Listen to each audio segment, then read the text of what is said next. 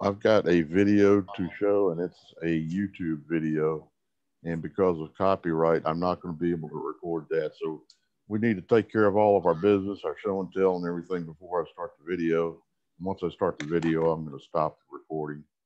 So, okay. Anyway, sounds like a plan to us. All right.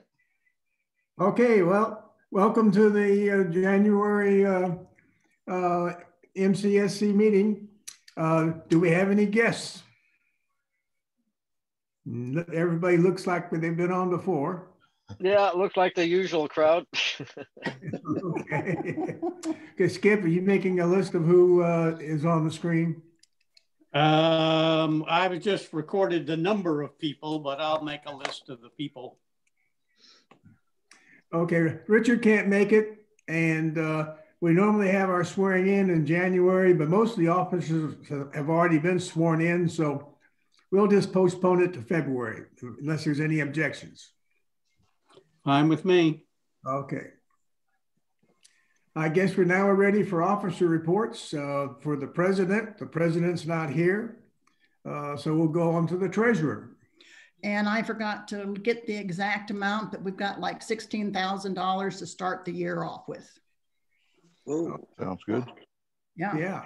No, I can't get it to go down, guys. You got to help me here. Yeah. If we're not spending money on committee meetings and things like that. We're not spending money on anything. Yeah, right. Except your Zoom expenses there. You should Yeah. be Well, speaking of spending money, does the center charge us for not being there? No. If we don't hold a meeting, they don't charge us. Oh, okay. That's a good thing. Well, I guess that's an extra, what, $100 a month? What are we paying anyway? I forgot. About 700 and something a year. So 60 some bucks a month. Yeah, it's very little. I mean, Judy, is that no outstanding debt? yes, we don't owe anybody anything. And have we made a payment to the Civic Center for next year? No, I haven't done that yet. And how much is that again? 25 or so? It's like $786 or something like that a year. No, I mean You mean the Grapevine Convention Center? Oh, the Grapevine. Oh, that one's 4,000. Oh, come on, you're putting me on the spot. It's about 4,500 a year, and we haven't paid the January. They haven't sent us a statement for January here yet. So yeah, that would be the only outstanding debt we would have right now is paying half of the convention center in Grapevine. Wow, 4,500. Okay, thank you. Yeah, and I only pay half of that in January, and then I pay the other half in November.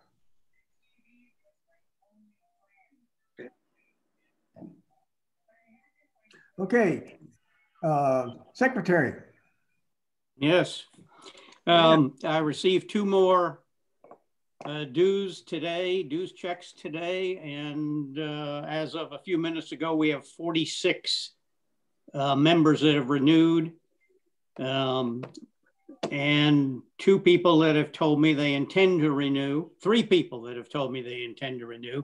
One who said that he mailed me a check in early December, but I didn't receive it, or I have no record of receiving it. And he said the check has not cleared his bank. So he's going to send another one. Well, the Postal Service is really slow right now. I mean, it's taken like 5 weeks for letters to go to Europe. It's taken, weeks just around, the US. So well, I've gotten most of the dues in looking at the postmarks. I've gotten them in due account, but I asked him if he had perhaps sent it to the mailbox, and he didn't remember or didn't know.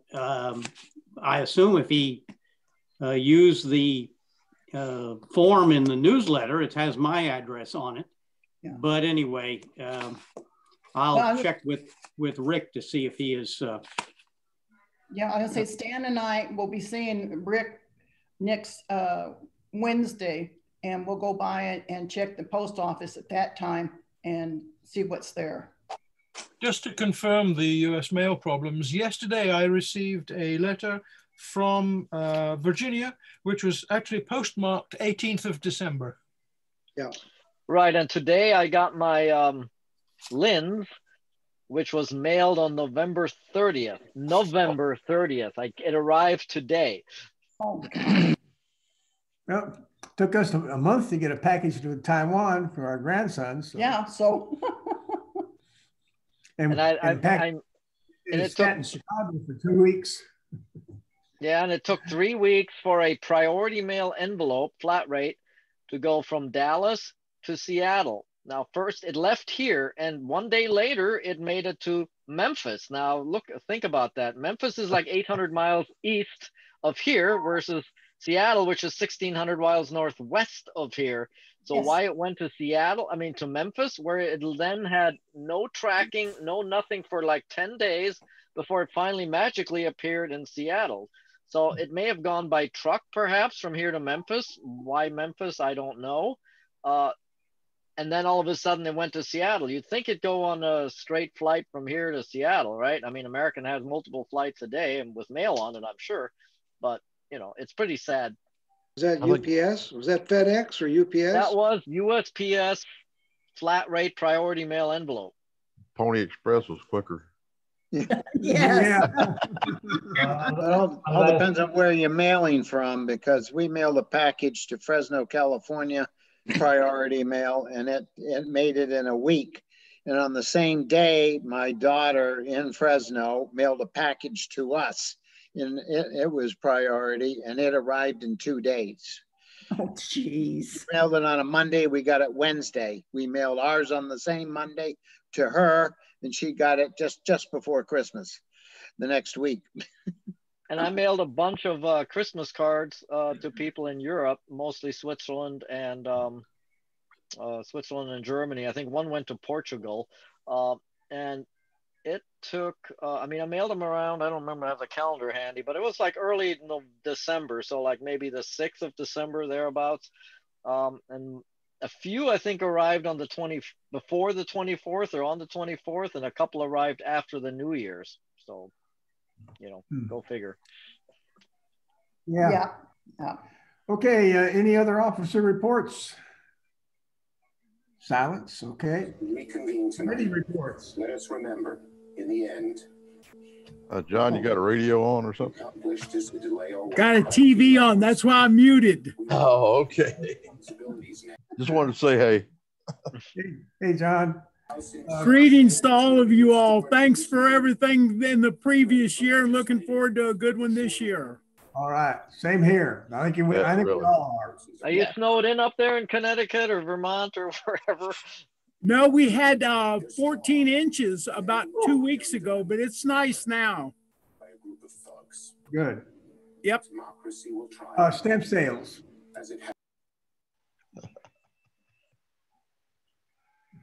Skipper? What? Stamp sales. Stamp sales. I'm sorry. We got an APS circuit. I got it the day after Christmas. I hadn't thought to tell them not to send one because I didn't think we would have an in-person meeting. But so far, there's been 3 people: Dave Stockbridge, Ken Aldridge, and Ralph Poor, who have expressed an interest in looking at some of the books. And I'm working with them to get those books to them for their review. Hey, Skip, a question on those. I know I saw that U.S. revenues were part of the books you have. Now, I don't really have that much of an interest in U.S. revenues, but does the APS have a worldwide revenues category for sales books? I don't believe so. They send a sheet with all the categories on the back, and you have to circle the category and put down a priority number.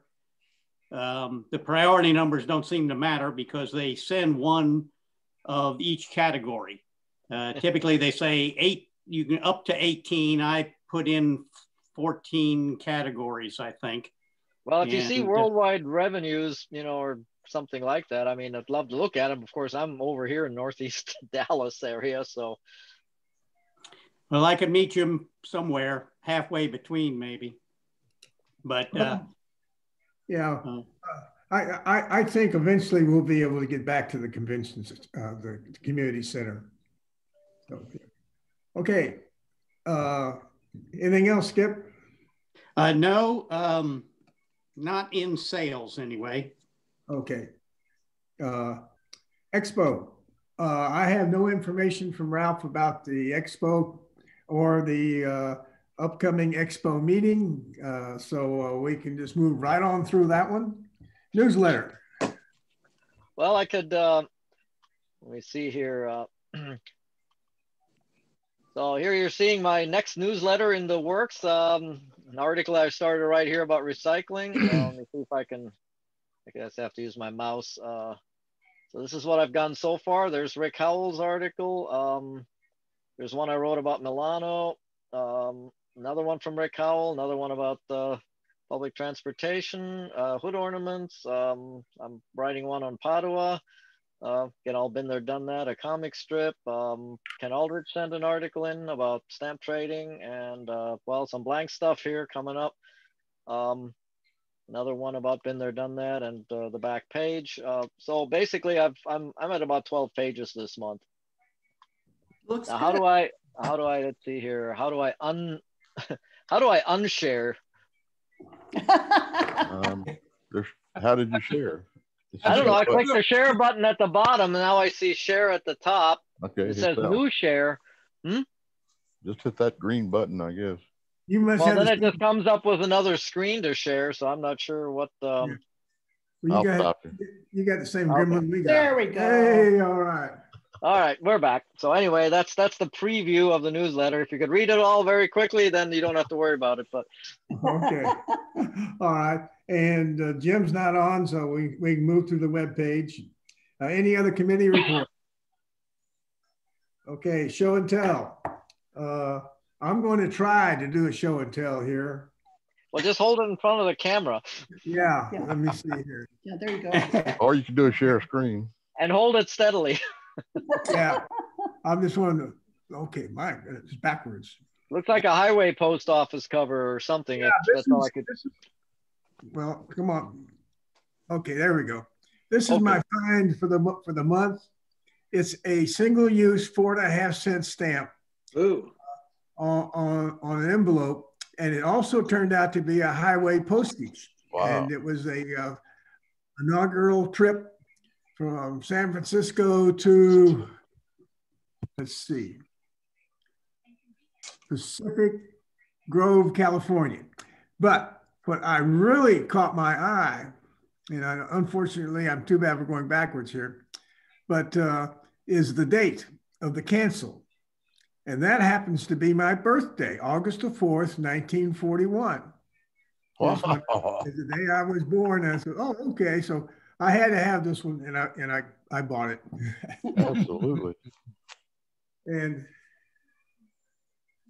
okay. This is a cachet cover, and I had one, and Planty said that that's the guy that does all the cataloging for first day covers, but he said that the one of the things that was unique about this set of covers was that the collectors' names were different and put on the upper left-hand corner. So I found one several years ago, and then I found this one this month. And lo and behold, he's right. They do have different names. So now I'm going to keep my eye out and see if I can get a third one. Okay. Let's see. I guess we'll just start up in the left-hand corner. Rick? Well, I did find something. I'll show you guys, I guess. I can get this thing to work. That's not it. There we go. Upside down, but that's okay. This is I'm a collector of perfins and pre-cancels. And this one got me confused because it's both. A perf and a pre-cancel? They're called pre-perfs. They're called Pre-perf? pre-perfs, and it happens occasionally, but they're extremely unusual. They're not rare, they're just unusual. So maybe I got something new to collect. I don't know. Yeah, I've got about 3 or 4 of them on the 4.5 cent stamp. Oh, do you? Okay. They are. I consider them to be the smallest subset of the 4.5 cent stamp. So absolutely. And Ralph is an expert on perfins, so he'll be able to tell you what the perfin is that's on the back. Okay. All right, but that's all I've got. So let me see if I can stop screen sharing here. If I can figure out how to do that. You have to unshare yourself. Yeah. No, that disappeared on me now. Well, it's nice to know we're not all in the, but that we all are in the same boat having problems. Okay, who's next? Okay, hang on. I've got something to offer if you like. Okay. Okay. When I some time ago, I showed this. I wrote a little article about this that Peter published, but it didn't come out very clearly. And so I thought that if you were able to see this more clearly, then you can see what I did. The problem with this Japan issue, which went on from 1913 to 1933, is that they had an old die and a new die, and the difference between them was 0.5 millimeter. And if you ever tried measuring things like that to 0.5 millimeter, you find it very difficult. And so what I did was to take a stamp that was of no value and cut across it.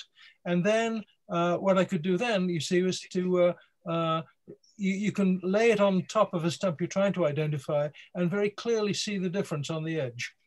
Are you going to share your screen there? I'm sorry. Haven't done that. There we go. Okay. So you see, I've pretty much matched up the left edge, and then the right edge. You can see the difference, and that in fact is just 0.5 millimeter difference there. So rather than do that, and similarly, when I'm measuring perforations, I get one that I know. Instead of using a perforation gauge, I'll use the stamp that I know the perforation size of and offer it up edge to edge with the stamp that I'm trying to identify. And obviously, if they match, they're the same. And if not, then, well, you take it from there. The APS is currently running an article about the 1 cent Franklins, and they do something similar to that to demonstrate the size difference in the rotary press and flat press printings. Oh yeah, It worked out real well. There's a really good article on the APS website about that. Second thing I have to show you is what I put together for Mother's Day. Can you see this? Pull it down a bit. Not yet. It hasn't changed yet.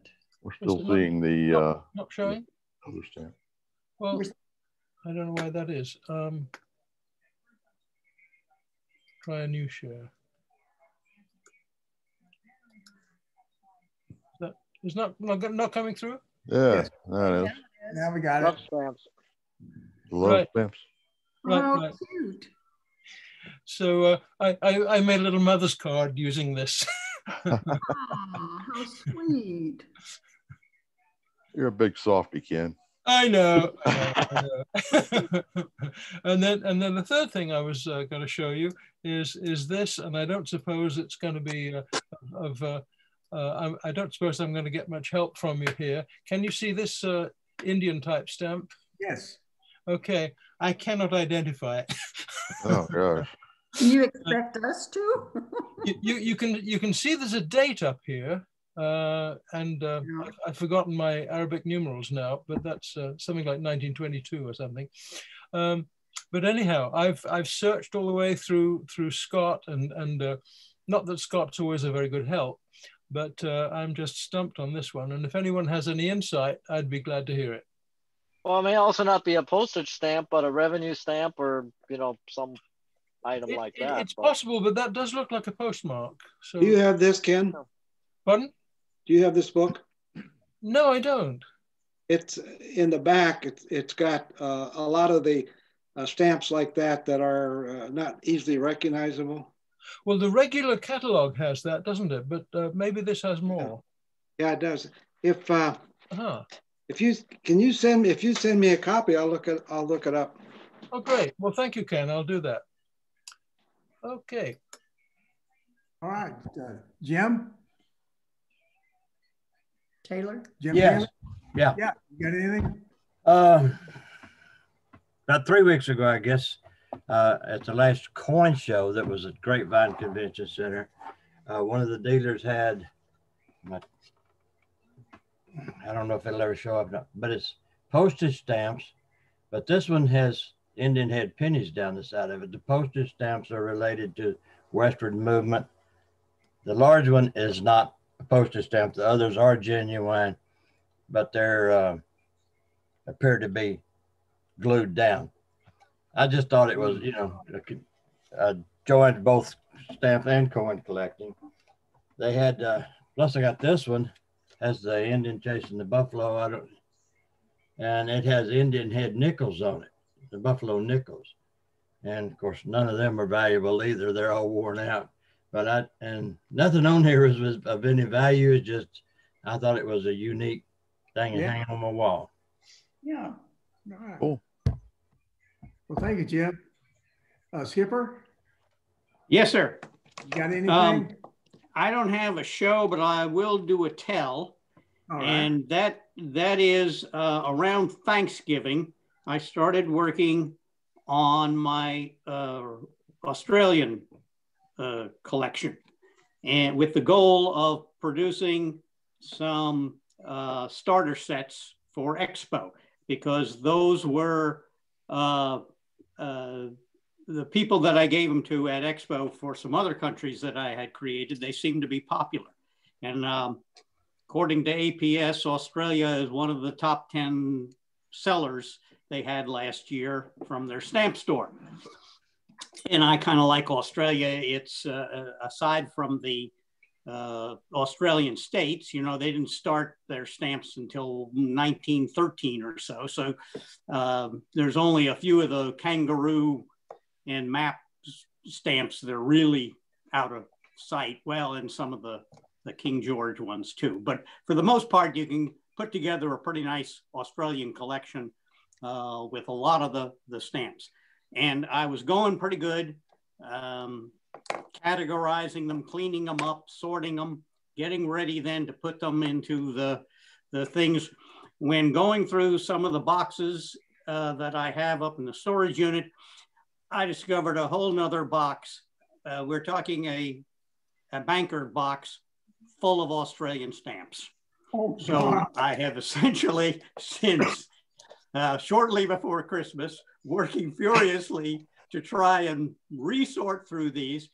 Unfortunately, most of them are on paper, which complicates things a little bit, but I'm almost back to the point where I can start producing, selecting a half a dozen stamps of each of the ones that I have a lot of to put together the starter sets.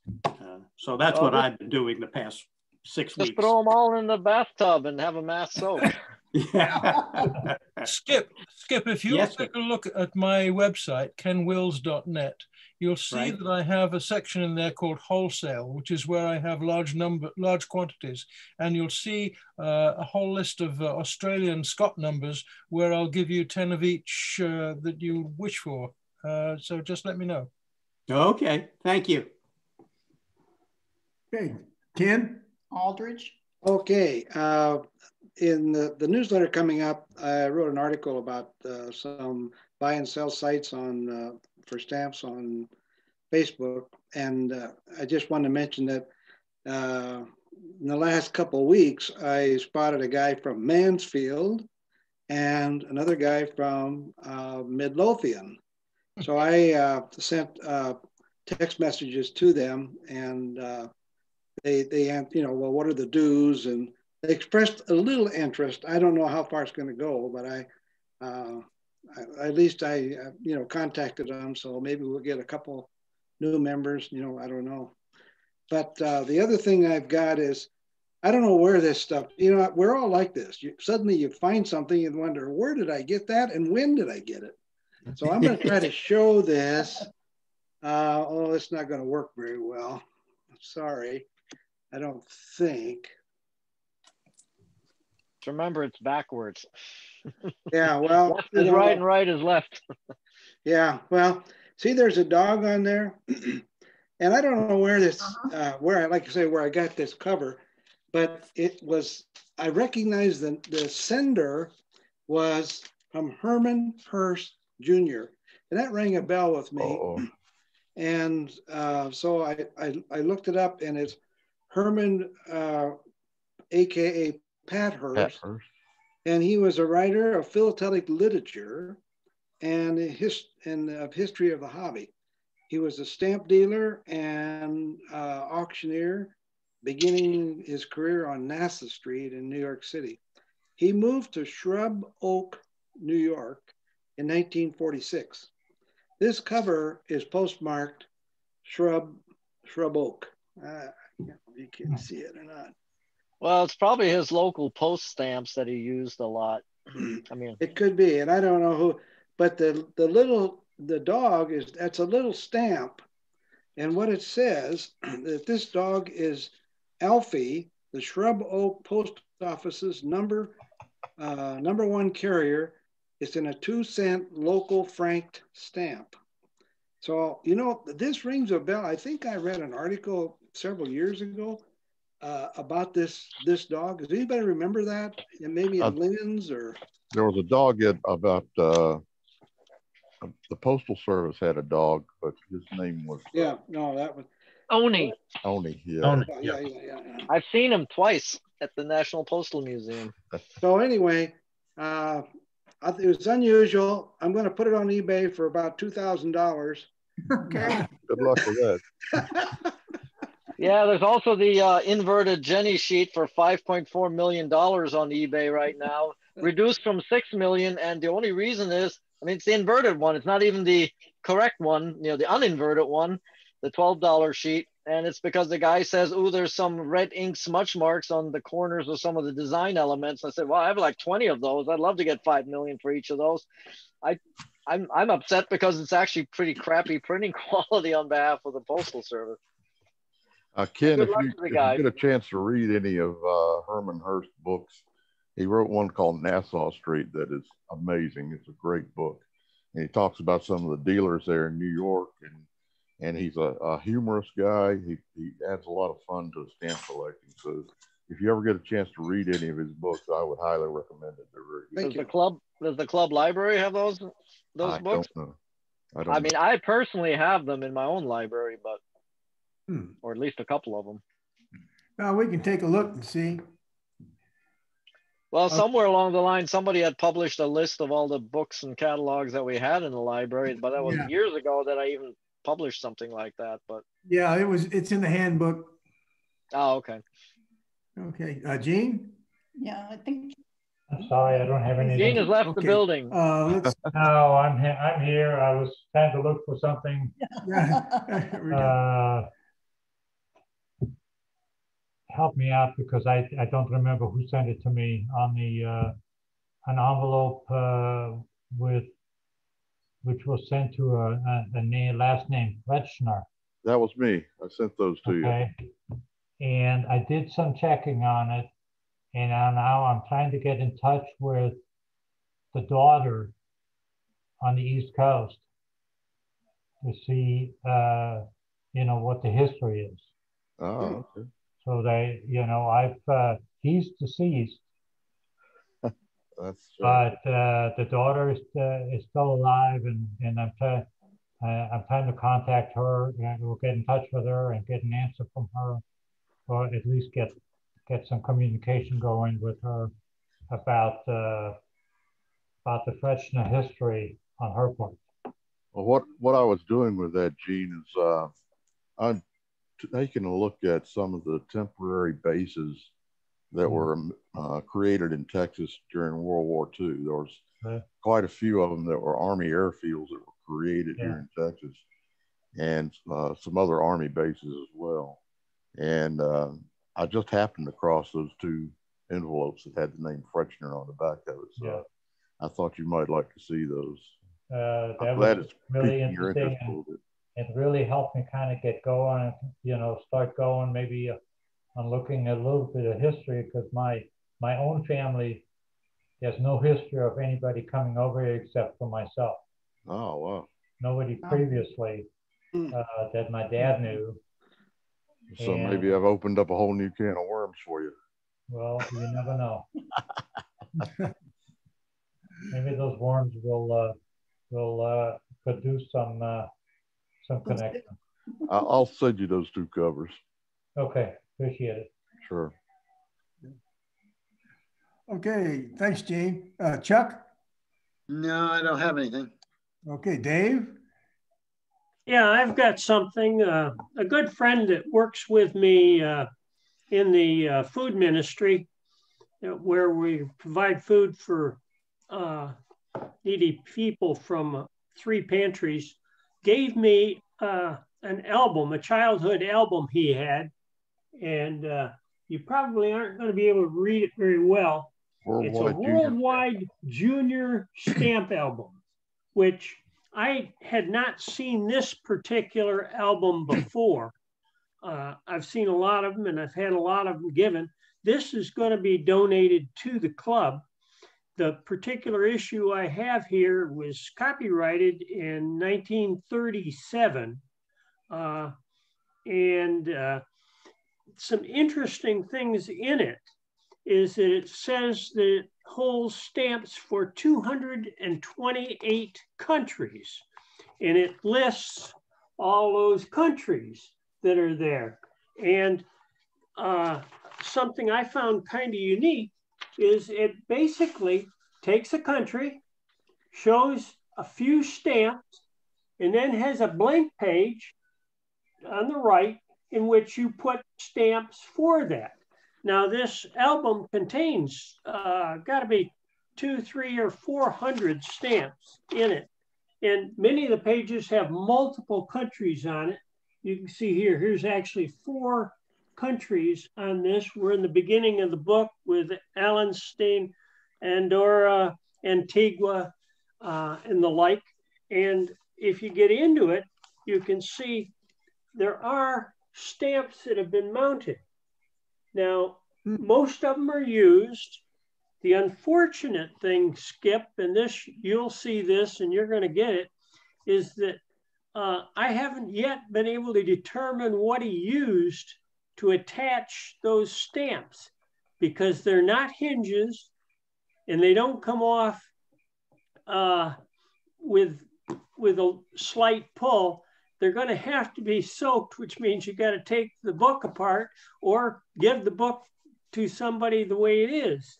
And many times the things you find in one of these old collections, which my friend tells me he did this when he was a youth, is that here is a personal thing that the fella created when he was a kid, and it says wanted stamps. And it's a picture of it's a drawing of some stamp. And he said, to trade. Now that's T-A-D-E, trade. And in it, he's got the names of all of the countries that he's written that he wants stamps from, which I thought was kind of humorous and interesting. And other things found in there is little packets that comes from Kresge's. You may remember that chain, but it was a chain, as well as coupons from the two-door packets, where there were several of these where he obtained stamps, in this case from Mongolia, New Zealand. And another interesting thing I found is a notebook where he had notes, and this is by Red Goose Shoes, is the notebook that he had in there, which used to be a common thing to have notebooks, and he's got stamps in there. They're all stuck. But, and he had a whole accumulation of bank slips in which he's got them named by country, and each bank slip contains stamps of a particular country, but he must have been able to pick these up free from the lobby of a bank from Toledo, Ohio. And hey, Dave. Yeah. Have you tried this? No, I haven't. The last thing I found was a packet that he bought entitled Warring Nations. And it's an accumulation of stamps in here, mostly all stuck together. So, but it's always fun looking at what people had in their albums. But I looked through it, and most of the stamps in it, of course, are just penny stamps, very common, with a few from many, many countries. And Skip, I hope you can use it somehow in the club's beginner area. Yeah, I had one that sounds similar to that where the stamps were glued. Some kind of glue was used to attach them.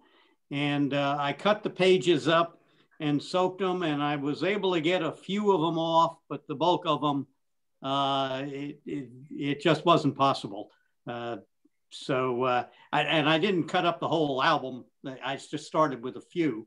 And so, but they, again, with common stamps, I decided it really wasn't worth doing too much. So maybe what we'll do with this one is just put it out with the stamps in there and see what happens from there. Dave, one thing that you can do if you don't want to cut the pages to remove the stamps is simply use a jet of steam. If you get a kettle and get a little spout from the kettle and aim it at the stamp, that will quite often enable you to detach it. Spoken like a true tea. Thank you, but I'm not going to do that for a couple or 300 stamps. And I'm lazy. Thanks. Okay, well, thanks, Dave. Sal, you have anything? He's muted. Oh, he's muted? Yeah. Okay. John? Yes, you have anything for show and tell? I don't have anything for a show, but I would like to tell the club that we did distribute from the family over 80 of our philatelic related holiday packets. And it's important to me because this coming 2021 Christmas is going to be chronicling our ties to Texas. And I think Rick has already given me a pointer into how to begin to accumulate the items that we normally use. But if any of you all have any experience with using philatelic themes for your holiday greetings, I'd love to get an email from you. And I'd be happy to share with you an example of how we put together this year's package, which was based on our ties with South Carolina and was the result of my membership in the Columbia, South Carolina philatelic group. But it was very successful, and I'd really like any feedback from any of y'all who have used philatelic themes in past years for your holiday greetings. And John's packet is available for download on our Facebook page if you guys want to take a look at it. And also, I will tell you that if any of you really are interested in seeing how we've been doing this, it's hard to imagine how fast the years pass by. We started this when we came to Connecticut because a stamp dealer I worked with had done it. I found a cover of his philatelic related going back to 1960, which to me was a pretty early start on philatelic holiday greetings, but we've been doing it for over 27 years. And this year I got a bunch of feedback from people who've told me that we used to work with and everything, that they'd kept every one of them because it was such an interesting idea to use philatelic themes with a Christmas greeting. So with Texas coming up in 2021, I'd love to hear any feedback, and I'll get an email and an example of how we put this year's together out to you. Okay, we appreciate it too, John. Peter. A couple of quick items, since it's kind of in line with Ken's thing about local post stamps. Let me if I can get this thing. this is the local post stamp that I created that I use every on just about on the back flap of almost every envelope I send out. This is my Murphy local post because my business mailing address is in Murphy, and since well, instead of putting some cent amount on it, it's just no sense, nonsense, whatever you want to call it. And I use a fake element called unobtainium, which if you're a car guy, you know exactly what that means. You know, you can't get the part, therefore it's unobtainium. So anyway, I thought I'd show that off. Now, what you're looking at here is actually, I've used 2 of these already, obviously, but this little sheetlet of 10 was actual stamp stock that Pitney Bowes used for the mail and go stamps at the 8 kiosks in the Dallas area trials that were held from 2011 to 13. So I've managed to procure some of the empty sheet stock, which is, you know, the standard die cut and self adhesive stamps. And I just created a template in Microsoft Publisher. And then I just put, you know, 10 of the same or different ones on here and make my own, you know, stamps, so to speak, you know, local post. Because it's really hard to find any sort of either self-adhesive or lick and stick item that is either perforated or die cut to mimic a stamp in look. I mean, they just don't make that anymore. So this is actually kind of really nice. And I have a bunch of these sheets left. So anyway, I thought I'd show that. And then Ken, this is for you. You might recognize this. This is the this is the Christmas card you sent me, and you see what it says? Return for postage. And then somebody crossed it out at the post office and pointed to the stamp, and then I got it delivered anyway. I'm the one who crossed it out. It was returned to me. Oh, was it? Oh, okay. All right. I wasn't. I can't tell who did that, but. So I crossed out return for postage and I pointed to it and with an arrow, and I put it back in the outgoing mailbox, and then it reached you. Apparently so, yes. And I received it on December 29th. I don't know when you mailed it, but I got one too. Same happened to Ken Aldridge, I know. But, exactly. Okay, but I received it on the 29th. So when did you send it? I would say probably about the 10th. What? It took 19 days? Well, okay, I guess that's a round trip back to your house, but... When mail is returned to sender, that usually takes a couple of weeks in my experience. Oh, okay. I sent out, I think, about 100... Well, I bought a pack of 100 of those stamps, and I used them all. Yeah, I still have some left, but I didn't use any this year because it's really a pain to get those things, you know, get the backing paper off. It really is. Yes. Well, you know, the trick to that is on the back side, you know, diagonally across whatever corner you want, take an X-Acto knife and score yourself a little diagonal, maybe half-inch diagonal across the bottom.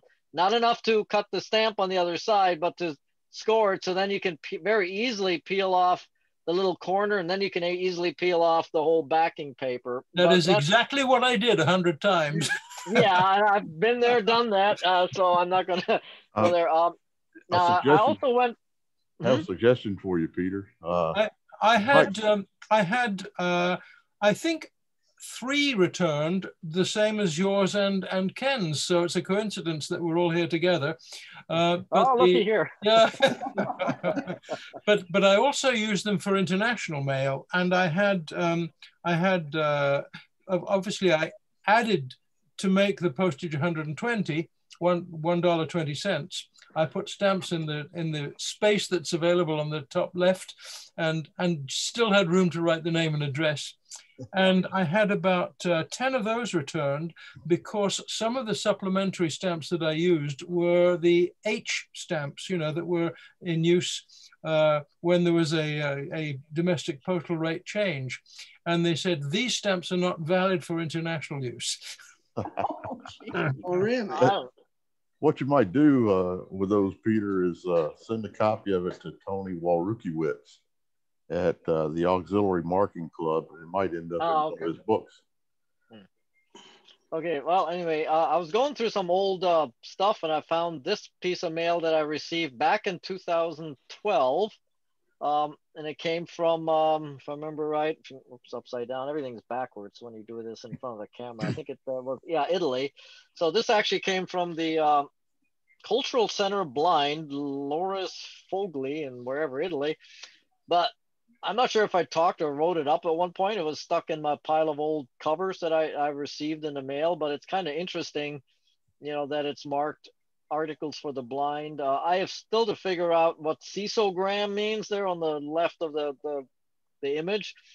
I'll have to look that up. I did Google mailing, was it mailing matter for the blind or whatever? So the Postal Service does say you can, if you're blind, I guess, or deemed blind, you can mail articles for free. I guess you just have to put free or blind or something at the corner, whatever the verbiage is. This was a little bit more nice, I guess. The guy made up a big rubber stamp for it. So, and he had asked me for some free stamps that I was giving away at the time to mail him, I guess, to his daughter or something like that. So it's kind of a neat little postal history item. And of course it did get mailed because you see the postnet code at the bottom. So thought that was neat. And now don't panic, but I got a Swedish bomb in the mail a couple of days ago. There it is, the Schweden Bomben. They're from Austria. So apparently that's a confectionery item or a little cake or something like that. This is the first time I've seen the word bomb used on a stamp in my recollection. And if you're into the penguins of Madagascar, they have a puzzle-shaped piece from that they're using as well. I don't know why she put it, the sender put it upside down, but I was trading some stamps with this lady in Austria, which I heard of because, what's our doctor there, our chemist doctor?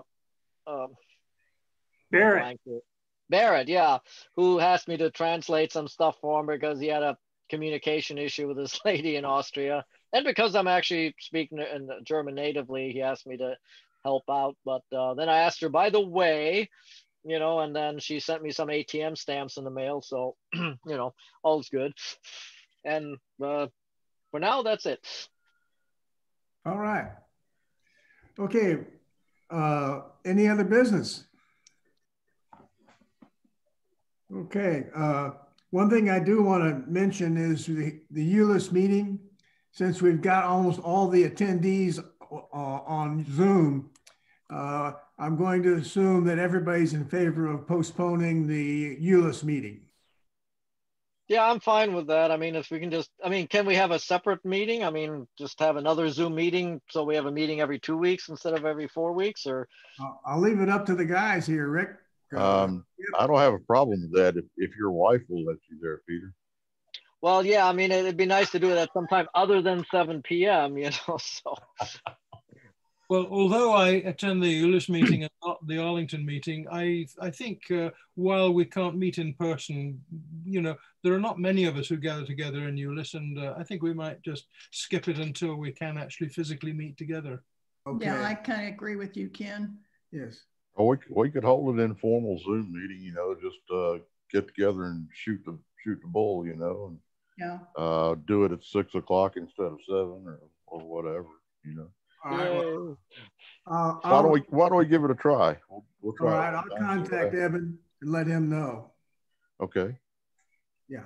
Stanley, we will have a Granbury meeting on the 26th of January. That is a Tuesday. That's the 4th Tuesday of the month. Right. It'll be at 7 o'clock, 7 p.m. What I would like to do for a program this month, and this will be in the announcement, Rick will send out the announcement or Skip will pass it on, will be a short up to 5 minutes by each person or each participant on what I collect. And that's where you share with us what it is you collect, but we're going to keep it. Nobody's going to be allowed to go over 5 minutes. I can't do that. Pare down your subjects. Well, you have from now until 26 to pare it down or eliminate those in your collection. Still a Zoom meeting, right? Now we got time to figure that out. What's the date? 26. 26th. It's the 4th Tuesday, Jim. At a Zoom screen near you. Yeah, it'll be a Zoom meeting, which we will continue to do for the Granbury meetings at least through April. Okay, and the ULIS meeting will be the third Wednesday. I don't have a calendar in front of me. Okay. But We'll send out an email or something on Yeah. the ULIS meeting, figure out what we're going to do. All right, well, I'll tell you what, I guess it's time to move on to the program there, Rick. Okay, Cy, did you have anything that you wanted to show and tell? Or? Oh, actually, I did. I thought I'd share. Okay. I'm sorry. They told me you were muted. I was, but it's okay. I actually wanted to show you guys these stamps that I picked up on when I was in Thailand for a trip. I don't know if I can show you these. Yeah, okay. I think this is there's 4 different ones. There's a gold stamp, there's silver, there's blue, and then there's green. These were called the world's first Thai silk stamps. Oh. They were released in 2010, just ahead of the 25th Asian International Stamp Exhibition that was held in Bangkok. And for that, they tried to kind of also use it as an occasion to promote Thai silk, which along with Chinese silk is one of the big sort of, Thailand is one of the big silk producers in the world. And what they did was they took permission from the royal queen to use the peacock symbol. It's called a royal peacock symbol, and they use it and show it on every authentic silk product that is made in Thailand. Wow. So they were, I mean, so I was in Chiang Mai, which is a small city, sort of a town up in northern Thailand. And it so happened that there was a post office like less than a 5-minute walk from where I was staying. So I just walked in. I was like, what sort of stamps do you have? And I just wanted to buy them. Wow. So they showed me these along with a bunch of others that I bought, but I thought these were cool. So I kind of picked these souvenir sheets and they're not canceled or anything. So I just thought I'd share them with you. How big are those stamps, Si? So these are souvenir sheets with 4 stamps on each one. And just for size, that's like a hand. So they're probably about 1.5 inches across and probably 2 inches long. Okay. And they have these little ovals in the middle. And that's basically supposed to be silk. And they've sort of embossed it into the paper. Cool. Very cool. Yeah. All right. Thanks, Si. Yeah. Si, are you Thai? I'm sorry? Are you Thai? I'm not Thai. I'm Indian. Okay. But I've tried to travel as much as I can whenever I had a break. So. Okay, because I've been to Chiang Mai and I spent a year in Utapao, which is just outside Saudi, and they're along by the Gulf of Siam. Chiang Mai was a beautiful city. I've seen it's just 50 years ago it was a beautiful city. Now it's just an urban mess. But I can imagine. Yeah, but when you compare Chiang Mai to Bangkok, it's still a nice city, and we really enjoyed, going to the night markets there, me and my wife. So it was a good trip. I mean, I had a month, and I tried to go to Vietnam for a week, Cambodia for a week, and then Thailand for a week. So, but yeah. And then everywhere I went to a post office and picked up as many stamps as I could. So good for you. Yeah. Well, thank you, Si. Thank you. Okay. Okay, Rick, I guess we're ready for the program now. Yeah, I'll give you a little forward into this. Let me do a stop on